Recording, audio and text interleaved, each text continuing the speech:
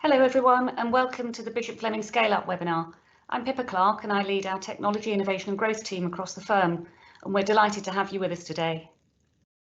There will be an opportunity to ask questions along the way, so somewhere on your screen you should see a small chat icon. Please do use that and then we'll take questions at the end. Today we're talking about the scale up phase of a business. Typically, scale up is defined as when a business has reached 10 employees or more and then has a period of sustained growth of at least 20% a year in either turnover or employee numbers. Now, the scale up phase can often be described as harder than the startup phase, and you do face different challenges. Suddenly, you move from a team where everybody knows everything about the business to where each person has their own defined roles. That can make it harder and slower for changes to be implemented. Your finances can become more challenging. Although turnover may have grown, your fixed costs have multiplied and you're investing for the future. The bigger your business gets, the more expensive everything is. And of course, scaling amplifies everything. The bigger the business is and the more well known, you're not living in obscurity, and any negative feedback has a much greater reach. I'm really glad that we've got a fantastic panel of speakers with us today who are going to share experience and insight.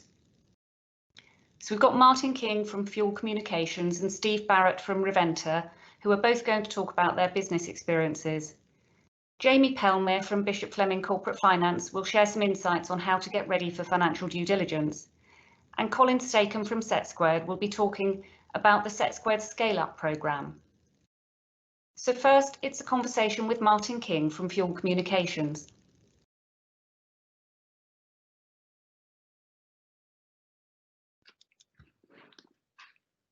Good morning, Pippa and all the team. Thank you very much for having me along today. Delighted to take part in such an important area as a scale-up, which is something that we're currently going through. So keen to share our experiences with you all.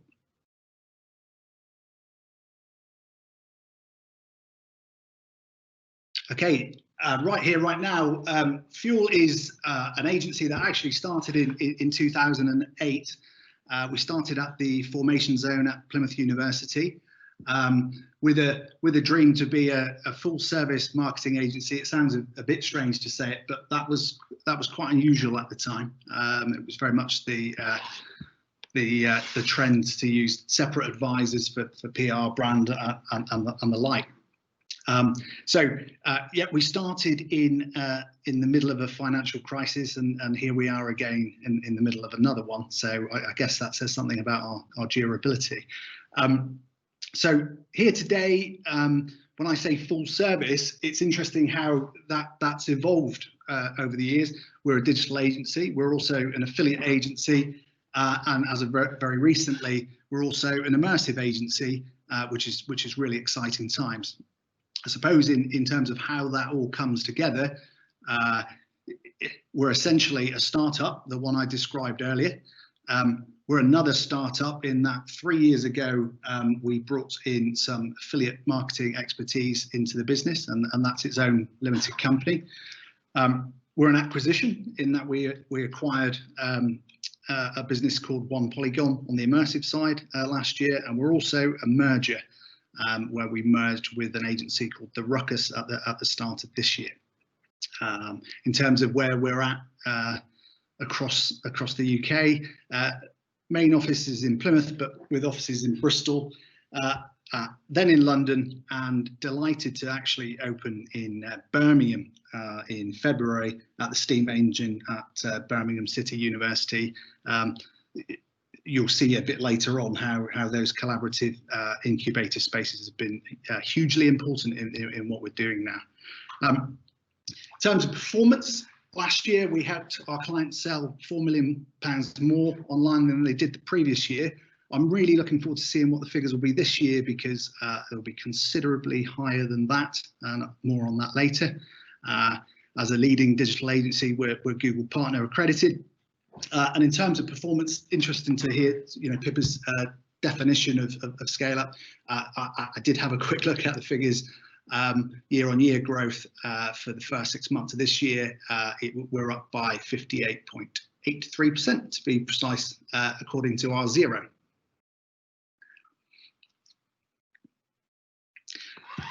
Wanted to talk to you a little bit about the sort of the reasons behind our sort of scale up, if you like, because I suppose if you go back to 2008, you think, well, hang on a minute, it's taken a while to sort of get to a scale up. Again, drawing on something Pippa said earlier, I actually think it is quite easy to set up and start a business and be hungry and win work, but then you will inevitably hit some challenges as you go. The light bulb moment, if you like, for myself and my fellow business partner and co-owner was attending something a few years ago, which started to question about what your exit is. And I'll be honest, we never really had that plan in place, but it really started to change our thinking. It reminded me of a conversation I had with an entrepreneur a few years ago who said, what's your plan, pal? Are you going to sell or are you going to go out of business? It will be one of the two. And it really sharpened my focus. And I thought, that's quite something.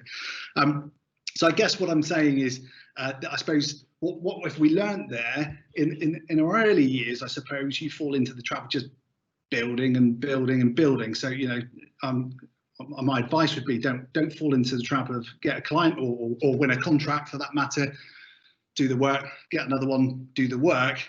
It's really, really important that you focus on what your end goal is. And as new businesses, and I do a lot of work with startups in my role as a program board member at the Formation Zone in Plymouth, is it does seem a bit strange to wonder what your end goal is, but you really do need to think about it.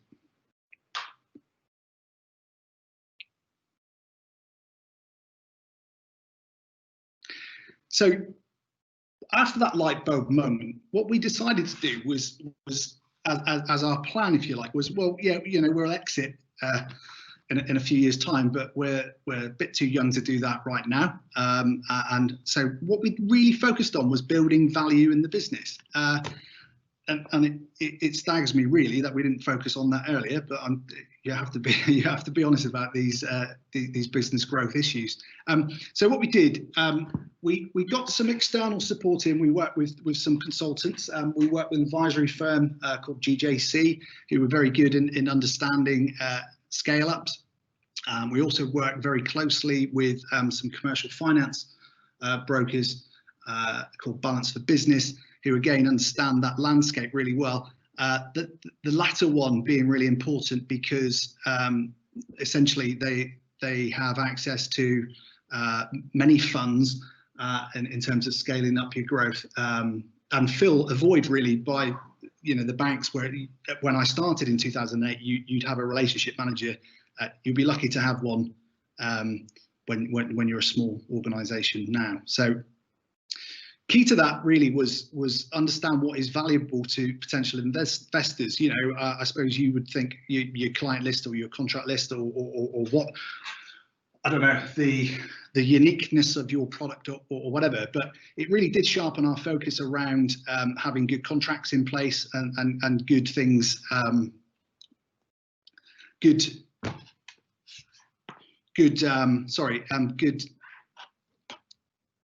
understanding of what people would find valuable. And I suppose within our business, yeah, that was fixing down contractual arrangements. It was understanding basically what would happen if myself or my business partner went around. Does it run itself? And we've been very much working towards that. Knowing what your business is worth is a key thing, because we've got, you'll think you'll know what it's, or you might have a guess as to what it's worth, but actually knowing that is a really important thing, and a hugely important key performance sort of indicator. Is your business rising in value? Is it falling in value? It's a really good way to look at it, and again, something that, you know, I wish we'd looked at earlier, but we're certainly looking at it now. And then the other part of the external support that we had was talking about who could invest in your business. And for us, and I'm saying they could be nearer than you think, actually what we started to do is we worked with bringing in other businesses that worked in those collaborative spaces I talked about earlier. So from Plymouth Formation Zone, we had One Polygon was there, and we worked with one polygon, and also the Ruckus was there, and we did work with the Ruckus. So actually, that was an interesting way of building the business. But we identified those people as targets and people who we could collaborate and work with.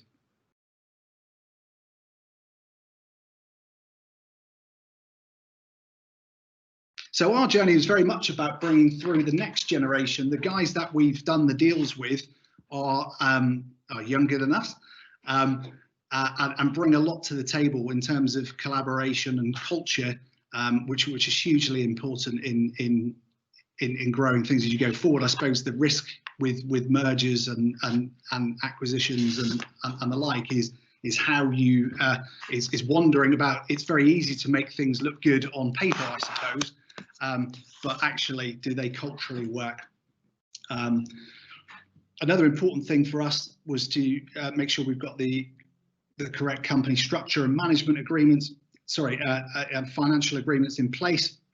I would say this as a guest of Bishop Fleming, but get yourself a good accountant at this stage. Pippa mentioned it earlier, the finances become far more complex, and it's important as business leaders you have your finger on exactly what you need.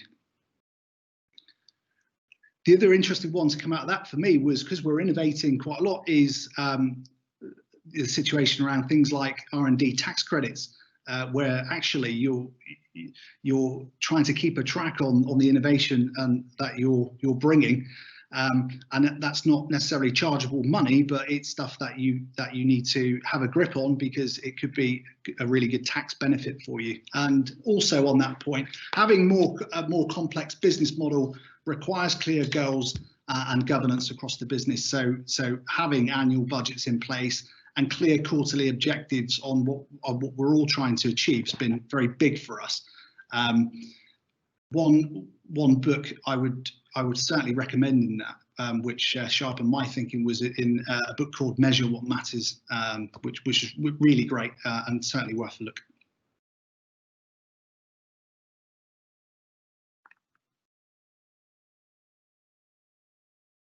So post-COVID, I'm looking ahead there as soon as possible. But I suppose it's important to say our strategy really actually hasn't changed that much. I mean, we put that together over a period of 3 years, and I suppose that's the importance of having a strong strategy in place. Is that if you've got that in place, then COVID comes along, and look, that was a huge challenge for us. But actually, because you're looking ahead so far, you'll see it as a really unwelcome period of time, rather than something that ruins what the goals of the business are, and that's been hugely reassuring for us actually. Post-COVID, in terms of predictions, I know there's plenty of predictions out there, but buying habits have changed. You know,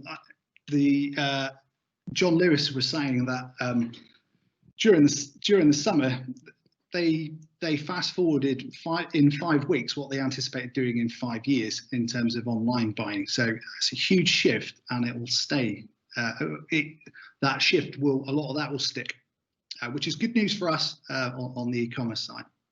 The other thing that we've learned in and around COVID, if you like, is around being agile. So if you've got a 3-year plan and some nice projections there, there's nothing wrong in spotting that you've got a great opportunity. So and therefore you can stick your foot on the accelerator. And we've certainly done that with at least one area of our business where you've got a clear opportunity. So don't wait around. Go for it if the conditions permit.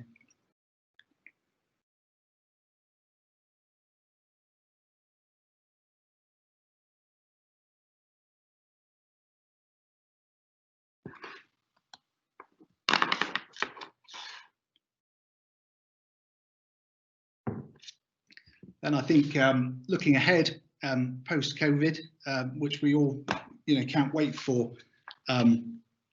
us, we've got that plan in place, so we'll just keep rolling with it. I would anticipate that actually we're seeing that our e-commerce income will probably treble over the next year or two, which again, that's that bit where it moves a bit quicker than you think. So go with it.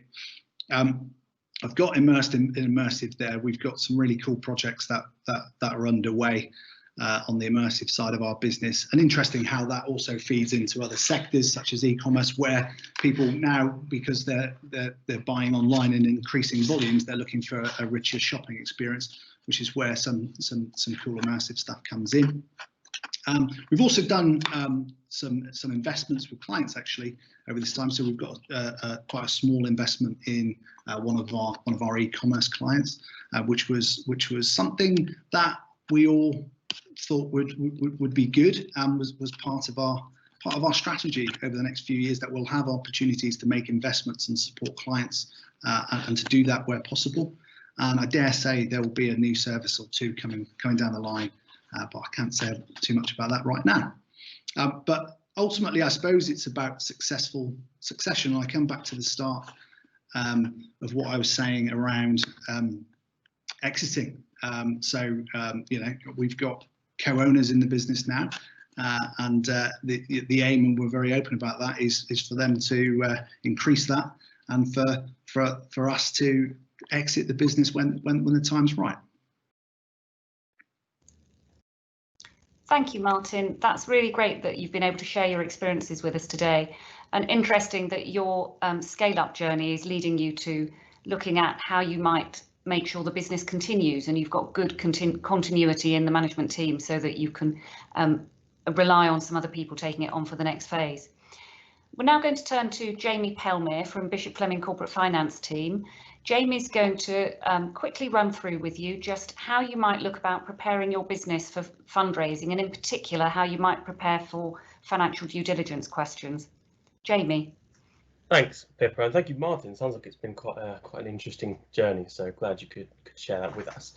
So today, really what I just want to briefly touch on is kind of some businesses part of the scale-up process might need funding and need a fundraising process. So I want to touch on just very briefly what sources of funding are available, and then move into what is DD, due diligence, and also you know, what do you need to have prepared, because obviously that's quite an important aspect. So really, like I say, in terms of if you do need funding, there's generally kind of two sort of key reasons. One might be capital investment, so you've reached capacity of your property and you've got an opportunity to buy something new, or you might have some new computer equipment you need to invest in, or some kind of asset requirement that you need, or it might be more operational. Maybe you need to expand your staff workforce, or maybe buy some more stock, changes in trading terms, maybe if there's a big customer that's going to help you grow. All the things might need cash in the short term. So the main point there really is that you need your funding source to match its intended purpose, basically.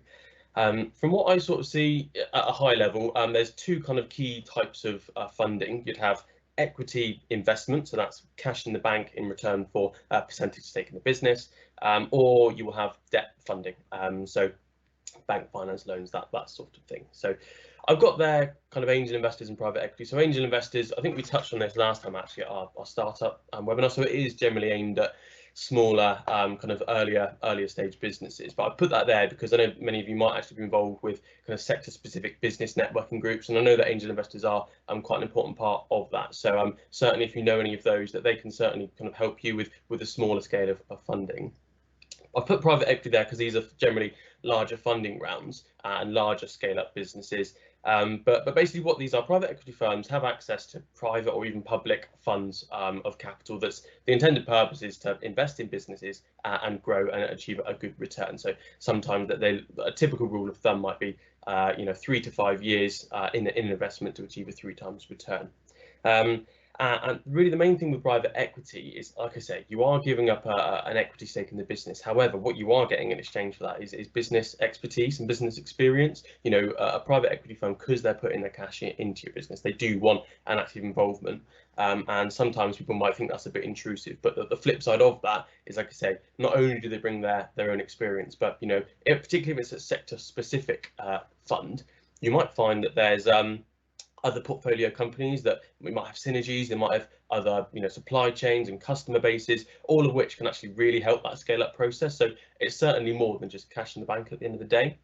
And then also, yeah, like I say, debt debt funding, particularly where you might have an asset-focused scale-up plan, so buying a piece of equipment that's then going to allow you to scale. That asset can provide security, so that you could lend against that. The only thing I would say with debt is, while you don't give up equity, there is obviously interest payment. You're putting debt finance and lending into the business, which, particularly if you're scaling up, there might be customer credit checks, that sort of thing, that will play into it. And also the bank might want, or whoever's providing the finance might want, capital repayments as well. So the point with that is you need to factor in those cash requirements in the short term. Just a couple of other points there. Like Martin actually mentioned, R&D tax credits can certainly be a useful way of generating cash. And I've also put some grants are available, more project by project, I would say, but maybe not kind of business wide scale up, but certainly extra cash that will help you through the business scaling up.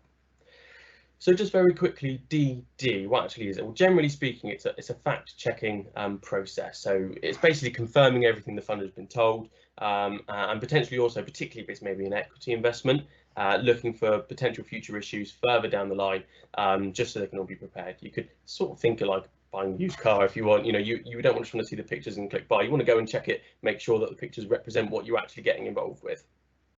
The main two sort of streams that I would see are financial and legal. So financial DD typically we'll be looking at kind of financial performance and position of the business, so historic up to this point, and I'll come on to it in a sec, but you're looking at your forecasts and really scrutinising those, checking your cash need and making sure that your cash need also matches up with the funding package that you're sort of applying for. Another thing, they might benchmark as well against similar businesses in your sector, or even larger businesses in a similar sector that have gone through this process, just so they can understand any pitfalls there, and anything else that they may need to take into account. Not quite my area, but very, very briefly on legal DD, it's basically checking the legal status of the company and also the proposed investment structure, making sure that all makes sense and it's all fit for purpose, and just making sure that the company's statutory records are all up to date and all tidy. We've also got on larger funding cycles, you might also find as well commercial and management DD, and these can be quite interesting actually, because basically what they're doing here is the funder really wants here to understand the market that you're operating, particularly if it's a little bit more niche. So they're checking the market, they're checking how competitive it is, understanding how you actually set yourself apart, which is all things that you should be kind of communicating to them. And they might even interview your customers, see what they think about you, see what other opportunities you're getting out of those. And the management side will be looking into the team's background. I think the main point here, put it in red, is although it can sometimes seem a bit laborious, really try and get the value out of the exercise, particularly on the commercial and even the financial.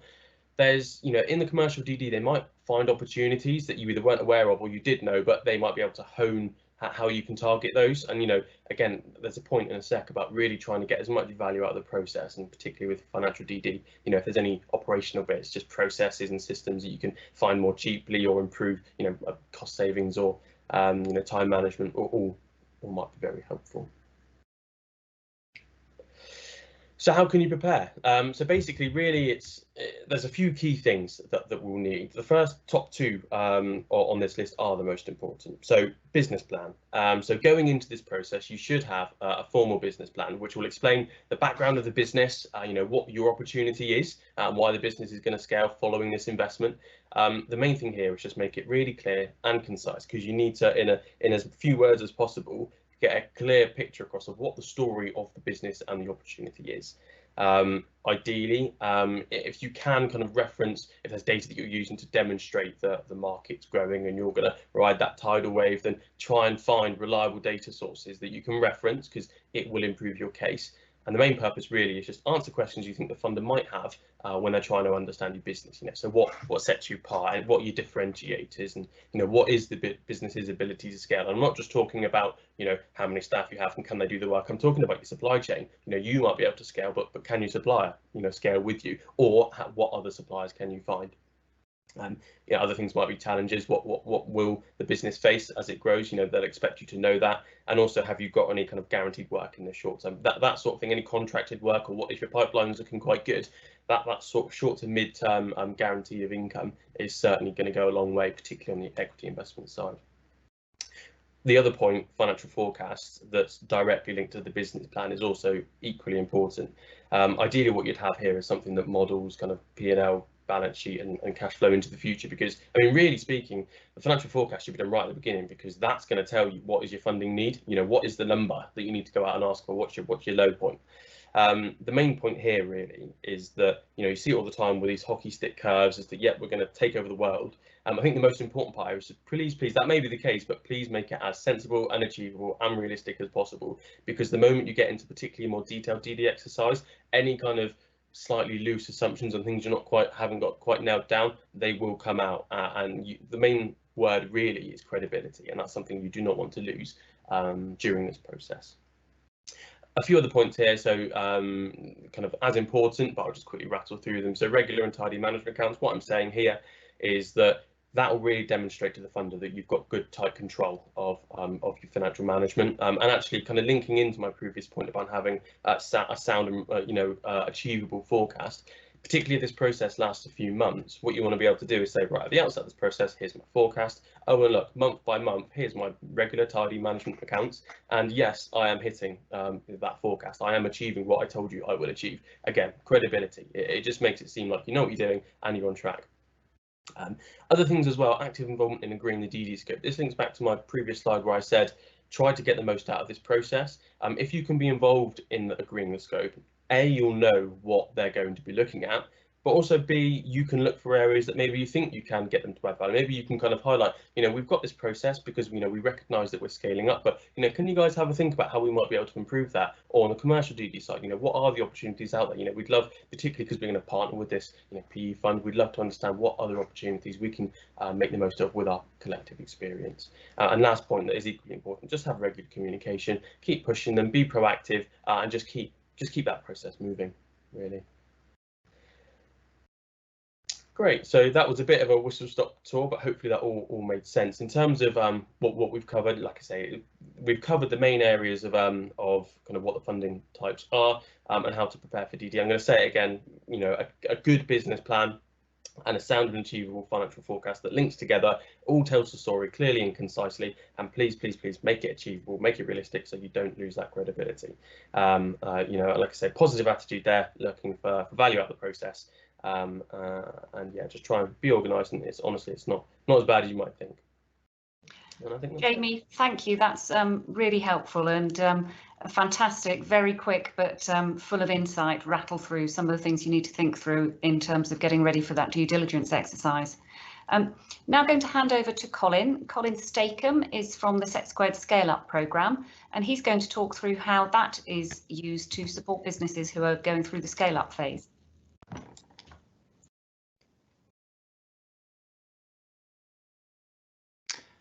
Thank you, Pippa.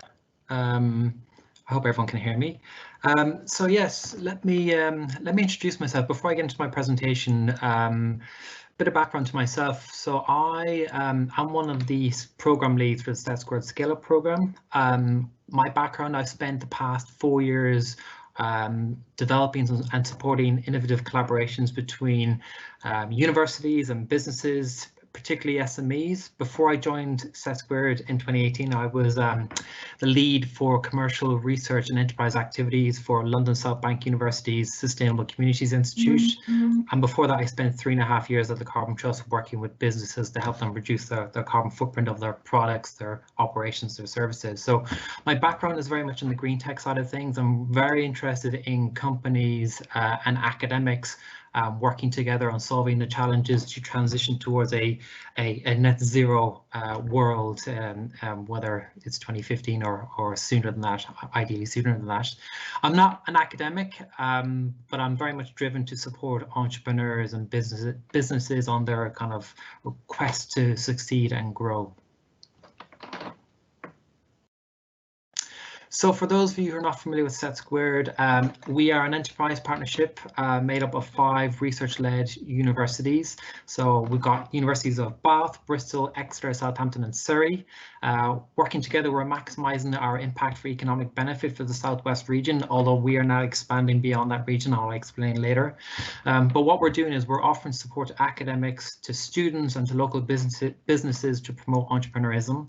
We are, and we have been since 2015, the global #1 business incubator, providing a variety of business services to help fully fledged ventures, developing ideas into fully fledged ventures, I should say, including mentoring, collaborative R&D support, investor readiness training and introductions, and flexible office space.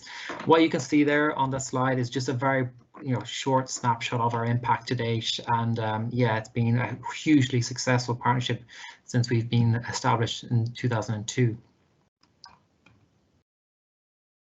So the overall aim of the Scale Up programme is really, in a nutshell, to tackle the challenge of supporting scaling SMEs to innovate and grow. You'll notice on the slide, sorry if we go back.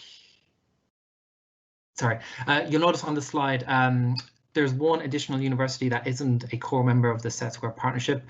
Cardiff University was welcomed onto the programme in 2018, and that's helped us leverage their world-leading research base. It also brought new funding from the Higher Education Funding Council for Wales into the Scale Up programme, and most importantly, it increased the number of university business collaboration opportunities across the whole programme for the 6 universities now and the SME members. And based on the success of the programme, it's been running since 2018, but we are now looking to build on that success and extend the duration of the programme beyond 2021 into 2022 and beyond. So that's something we'll know more about by the end of the year. Just to take a step back, the Scale Up programme is just one programme that SETsquared runs. There's a variety of different initiatives and programmes, but the goals really are to help students explore entrepreneurial ideas, help researchers work more innovatively, and enable businesses to access resources within the university partners. It doesn't matter, I know there'll be people on this webinar today, it doesn't matter where your business is at in this journey, whether you are starting a business or growing your businesses, or you're growing your business, there is a SETsquare program for you. They're mostly free to join. If you go to the SETsquare website, www.setsquare.co.uk, all of the available programs are grouped together under 3 separate phases. So you've got the idea phase, where you've developed a business idea and you're looking, or you think you have real potential and you want to explore it further. There's a startup phase, where you've started the tech venture and you need support to develop it and raise investment to move it forwards. And then there's the scale up phase, where you've built your team, you've products in the marketplace, and you're seeing year-on-year growth. So the key message really is, even if you're not a scale up, you may be eligible for one of the other programs that SETsquared runs. Just back into the Scale Up programme. So for those of you familiar with the Southwest or you're based in the Southwest, you'll know there's a strong tradition of innovation in that region. And these were the 4 sectors chosen under the original incarnation of the programme to reflect the key priority sectors in the region. In particular, advanced engineering is recognised as being vital to the economy of the Southwest, as the region hosts the largest aerospace cluster in the UK. So you've got GKN, Rolls-Royce, Airbus, all based within the Southwest region.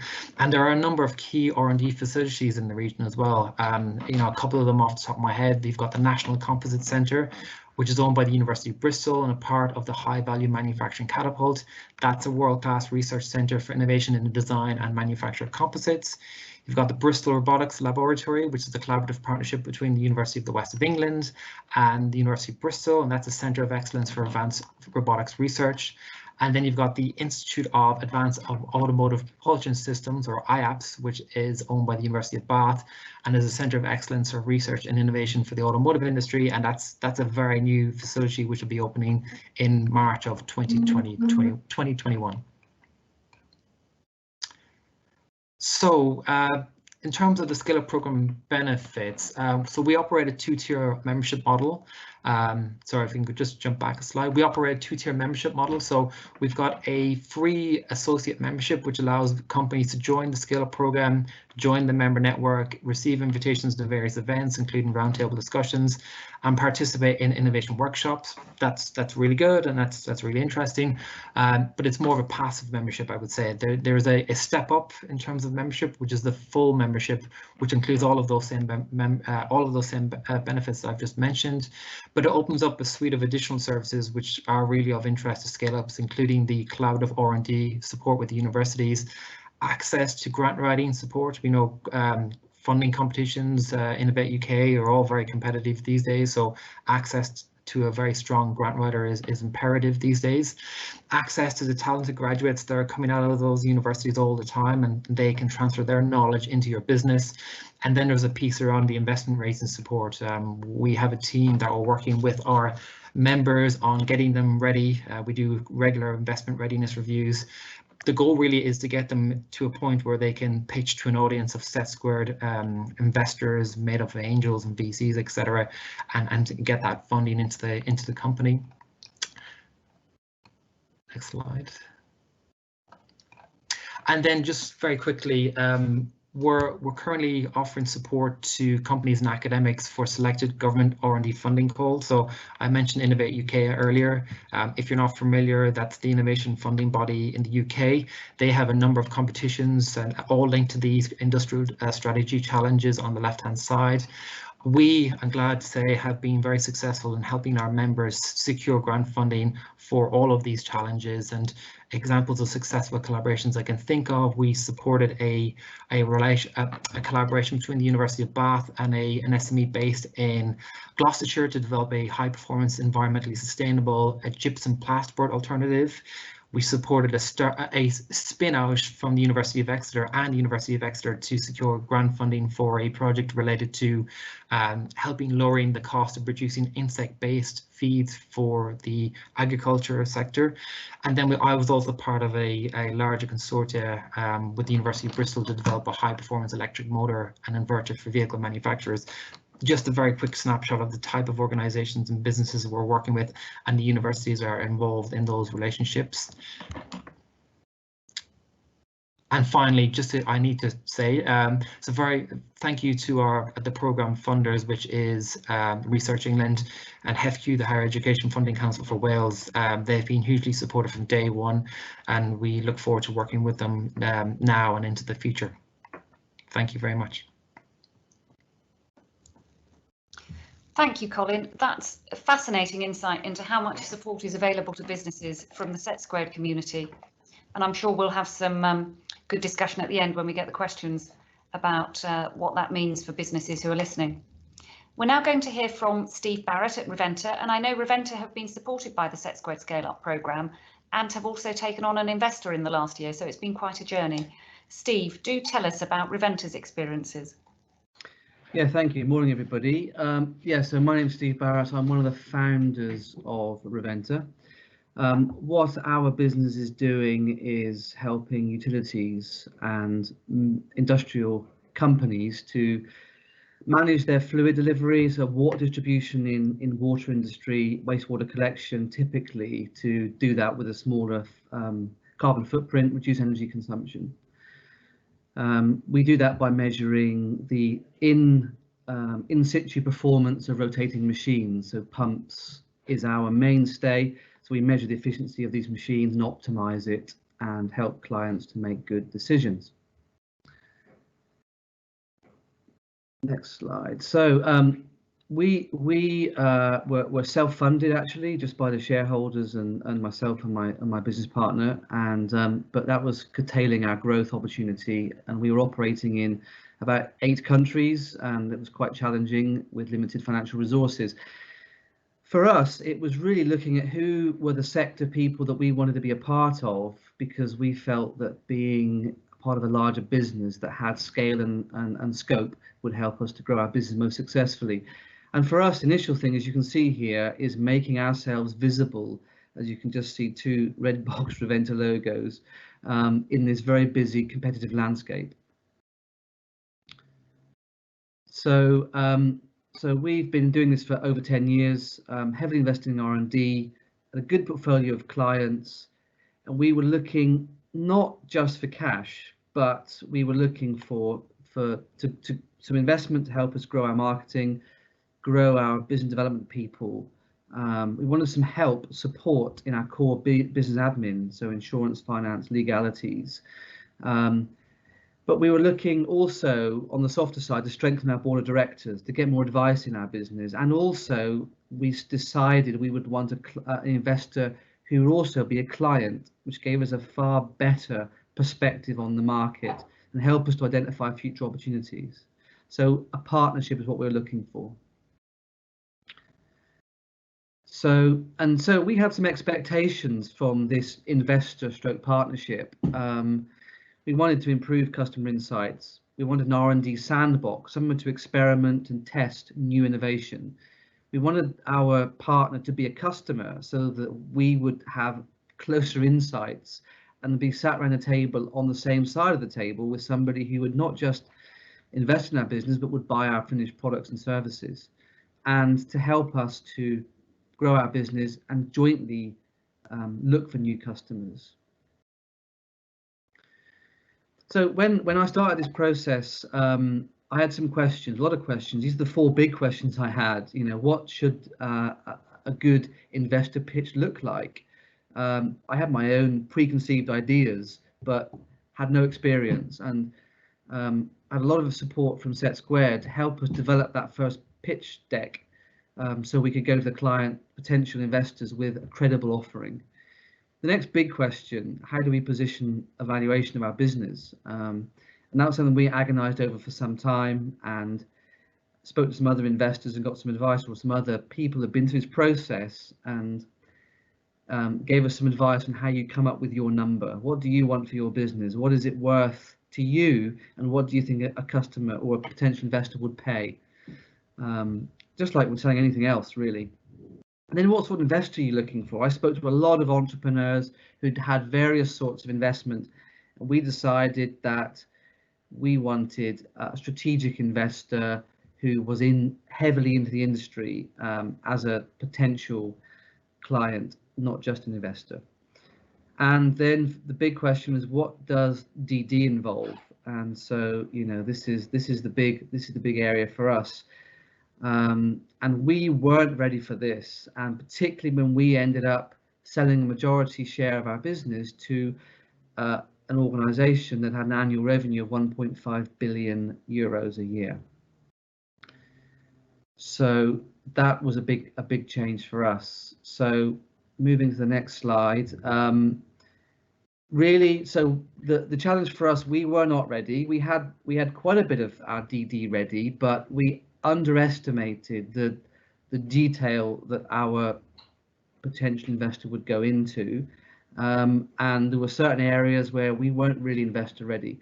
So the legal side was quite challenging, digging out all those contracts, all those things over the last 10 years that we had, and prepare them, and just scanning them, because a lot of them were paper, getting them into a place, into the data room, an online portal which could be shared with the investor and their advisors.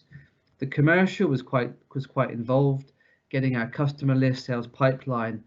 The business plan, we had a business plan, but actually we found that the majority of the effort and scrutiny of our business plan was in the spreadsheet of numbers, which incorporated market sizing. So we put a lot of investment in sizing our market and how we could relate to the customers we had to scaling up a global business. Our market is any developed country, and that was really having that in a good place, so that when they gave us different scenarios, we could adjust it and demonstrate to them the durability and opportunity. It was really important.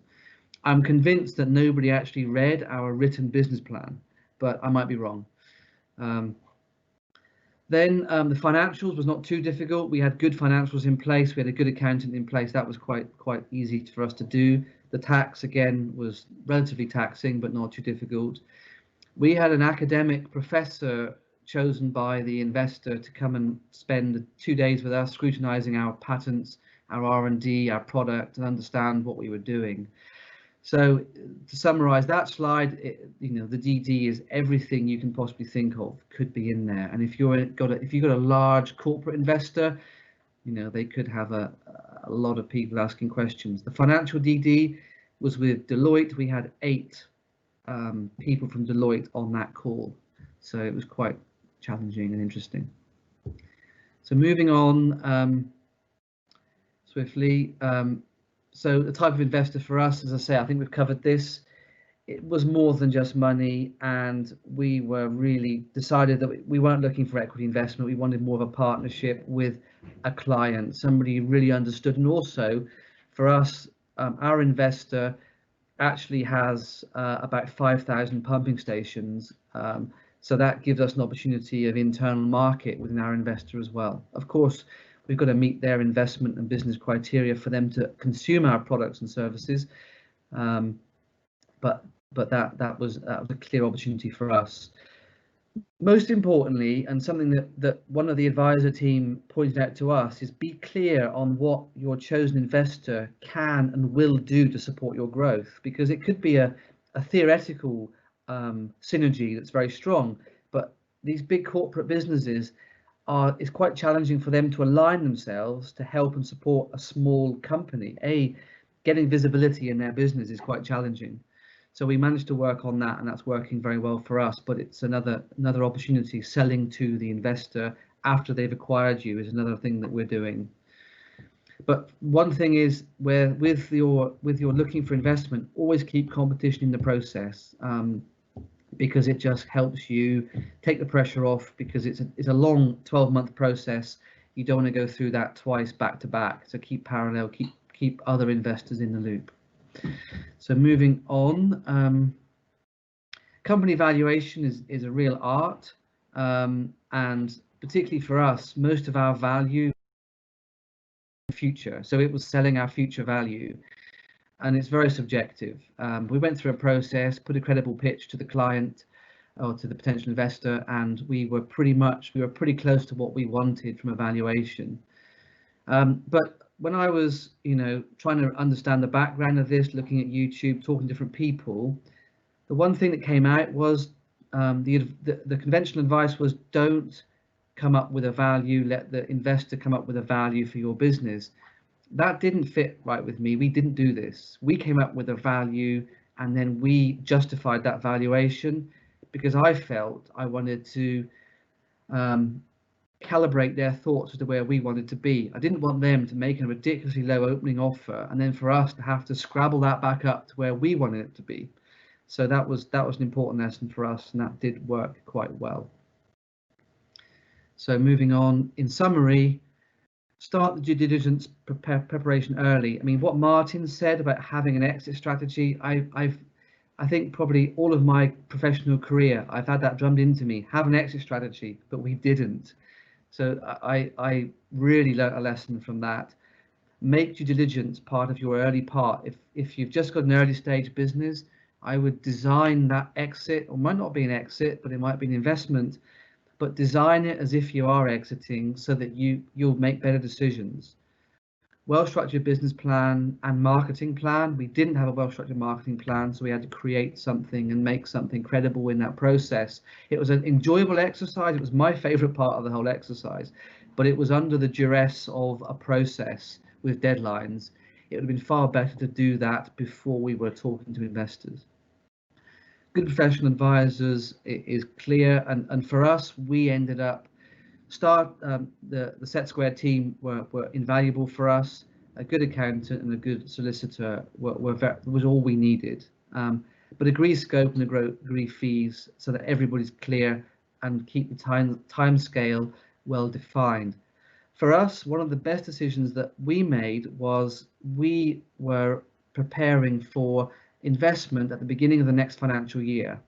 So we started the process in mid-18, started to talk to a short list of potential investors in the latter part of 2019, ready, giving us 12-month run towards a September 30th conclusion for the competition and the investment, which we still missed that by 2 months, but it was close enough to the financial year. But if you set that, we set that with our advisors, we set that with the potential investors, and we all worked to that program, and that was a good decision. And again, going back to what the other speakers have said, honesty and transparency in the process is essential. If you find a challenge in your due diligence, a hole in what you're doing, and we found a couple, be honest with the investor. It gives you credibility, and particularly when you've found a solution to that hole, it definitely adds credibility, and it's not a negative. Thank you very much. Good luck with everybody who's going through this process. It's worked very well for us, and just hope to share some of the lessons that we've learned with you all today. So thank you very much for the invitation. That's great. Thank you very much, Steve, for sharing all of that. Quite a journey that you've been on, and the Reventa team. I'm conscious of time. We'll just take a few questions. Whilst I'm doing those, we've just put up on the screen, because it's come up quite a lot, where do you go for funding? Just some ideas as to where a business might look to go for sort of grant funding support that might be available. Looking at the questions, I think there's one that's definitely for Martin. Martin, what do you wish you'd known or done sooner? I think I might have touched on it, and Steve certainly did there. It's the one. It's the bit around having the exit or the plan in place. So it doesn't have to be you exiting the business. It might be, I want my business to be worth X, and so understanding that point as soon as possible. And I think Steve definitely touched on that towards the end of his presentation. Thank you, Martin. That's great. Is there anything, Steve, that you wish you'd known earlier or done sooner? I think probably we spent, and Martin touched on this as well, we spent too much time doing the business, doing everyday contracts, working on everyday contracts, and the plan was always tomorrow's job, and it didn't come quickly enough. We also overestimated the achievement and scale we'd achieve before we sought investment. We were probably investment ready 2 or 3 years earlier, if the truth be known. We got a little bit bigger in revenue, but for us, with our business having a very scalable opportunity, it was more about future value that the investor was interested in. So we probably agonized too much over getting to a certain revenue objective on our own, and it really wasn't that important. I think that's really interesting, and particularly in the tech world, that's often the case, isn't it? It's about persuading an investor of the story, as well as demonstrating that you've got some track record and a good prospect. There's a specific question about bid writers and how much that would cost. Colin, that I think is one for you. Are you okay to take that? Sure, yes. So with SETsquared, we do have a bid writing framework made up of about 12 bid writers currently. So basically, these bid writers have been vetted extensively going back a number of years, and they have a very strong track record of securing grant funding across a variety of sectors. So yes, we have these kind of core bid writers that we use time and time again. We do get approached quite often by other bid writers who want to join the framework, but it's something that we're very strict on. We just use the ones that we know and are familiar with. In terms of costs, bid writers are good bid writers, I should say, can be very expensive. I mean, day rates I've seen range from anywhere £500 to even £1,500. So it is very variable, but I'd be very, I'd be very wary of any person that says to you, I can do it for half the amount of what somebody else quotes you, because you do need to look at their track record. Everybody can write a bid, but it's about whether or not you can get that 2 or 3 percentage points that will tip you over the threshold for your application to be successful.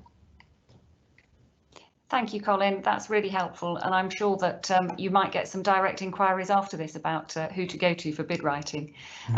We're going to leave it there in terms of questions, because conscious of time, we will follow up afterwards, and we can circulate details of some answers to the questions. I would just encourage you to visit our Technology, Innovation and Growth Knowledge Hub, because there you can find lots of insights and information that we're sharing all the time. And for me, I think listening to everybody today, I've got some key takeaways. As a scale-up business, it's really important to plan and prepare. course, you can't future-proof everything, but making efforts to get everything ready for the future not only makes your business work well, but it helps you for those due diligence questions, for instance. Really try not to be short-sighted and think about investing in the things that will allow you to focus on growth and that won't come back and be a disaster later and be found out in the DD process. And then obviously make sure someone in your team really understands the finances. You need to keep running the business whilst you're looking at growth and whilst you're having conversations with investors. So I think that's a key thing. Make sure you're comfortable, or somebody in the key team is really comfortable with those conversations with potential investors. So that's it from all of us. I want to say a big thank you to everybody who's been on the panel with us today. I hope you'll join us for the next Scale Up webinar, where we'll be looking to get some other speakers in to talk to us about their experiences. We will be sharing this as a recording on our Knowledge Hub afterwards, so if there's anything that you want to come back to, you can revisit. Thank you.